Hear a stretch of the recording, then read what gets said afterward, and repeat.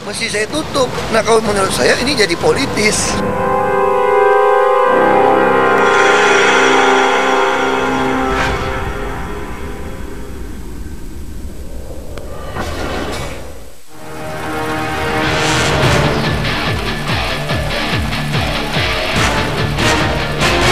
Tak hanya menimbulkan polemik, proyek prestisius reklamasi Teluk Jakarta disebut-sebut menabrak aturan.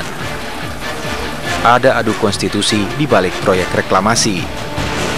Inilah yang menjadi dasar Basuki Cahayapurnama mengeluarkan izin reklamasi kepada beberapa perusahaan. Di dalam keputusan Presiden nomor 52 tahun 1995 itu memang disebutkan reklamasi di pantai utara Jakarta adalah tanggung jawab Gubernur DKI. Namun pendapat berbeda justru keluar dari kantor Menteri Susi Pujiastuti. Kepres 52 tahun 1995 dinilai tak berlaku lagi setelah keluarnya Peraturan Presiden nomor 122 tahun 2012. Dalam Perpres itu diatur bagaimana izin reklamasi di pesisir Jakarta bisa keluar.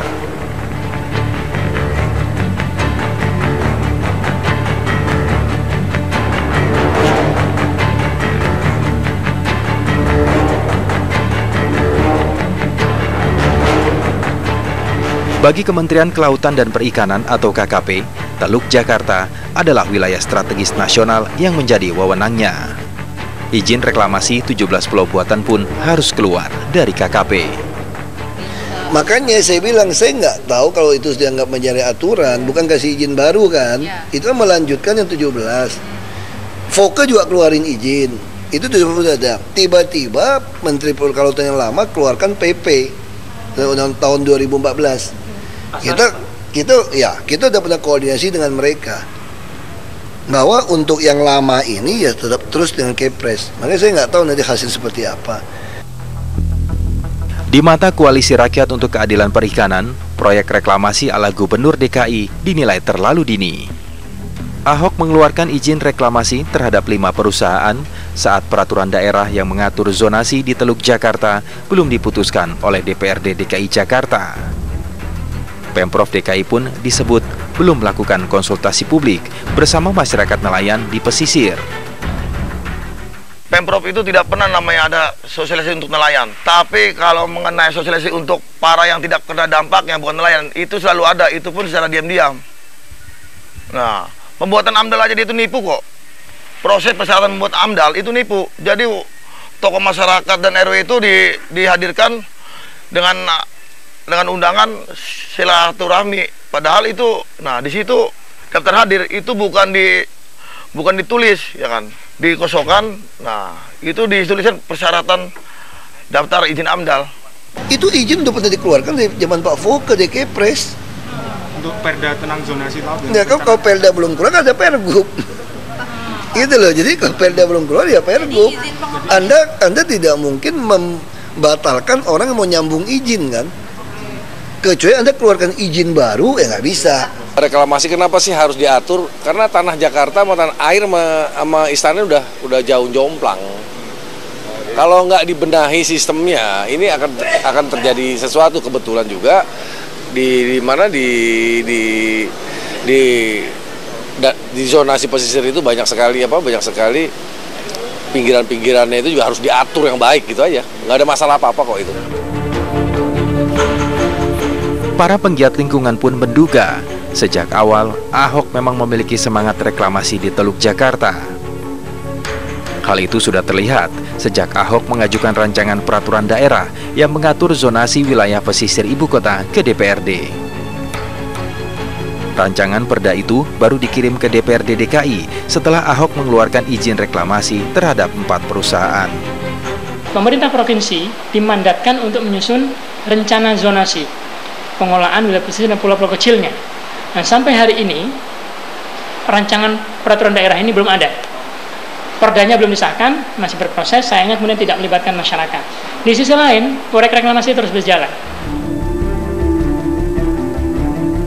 Di mata dosen ilmu geografi Universitas Negeri Jakarta, pembuatan pulau-pulau di sepanjang pantai ibu kota justru akan mempercepat terjadinya sedimentasi.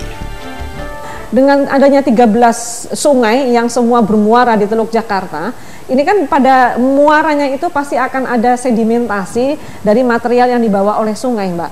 Jadi kalau proses sedimentasi kejadiannya bertahap, pelan-pelan, ada penambahan area daratan. Tetapi kalau reklamasi itu langsung.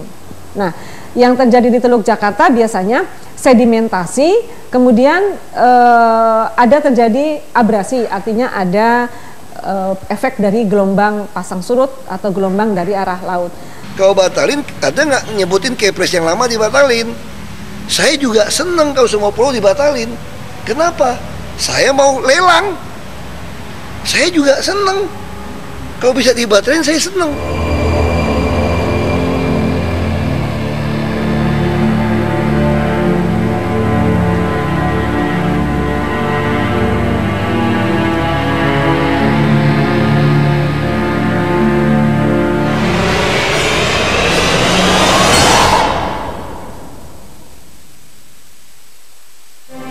Dari masa ke masa, bangsa ini gigih sepanjang zaman. Dari muda ke tua, ke muda, satu Nusantara berpadu, meracik daya untuk berat sama di bahu. Dari generasi ke generasi,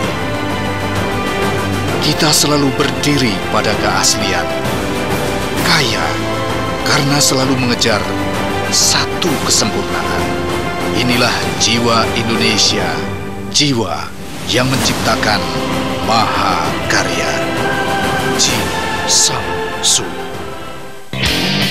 Petarung tak terkalahkan, berteknik tinggi dengan pukulan keras dan cepat.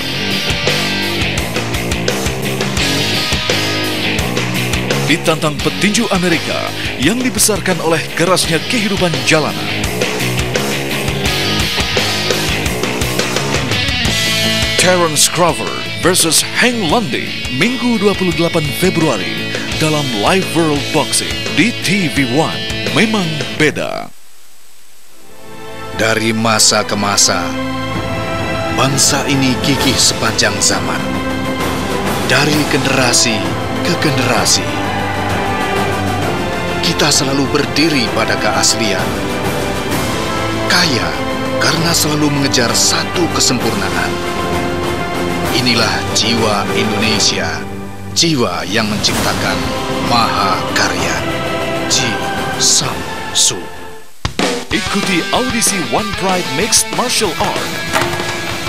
Datang ke tempat audisi di kota-kota berikut ini. Surabaya, 28 Februari 2016. Tunjukkan skill bela diri Anda dalam format audisi berikut ini. Tempat terbatas. Jakarta, bersiap untuk audisi berikutnya.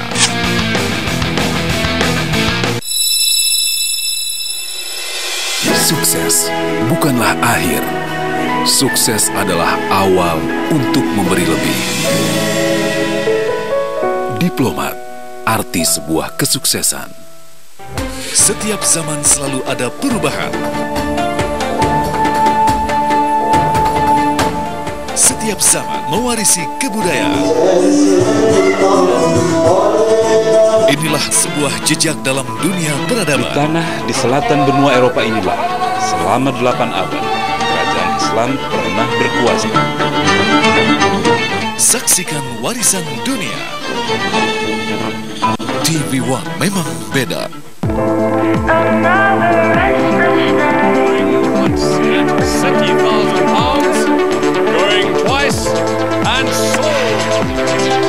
Every moment is a new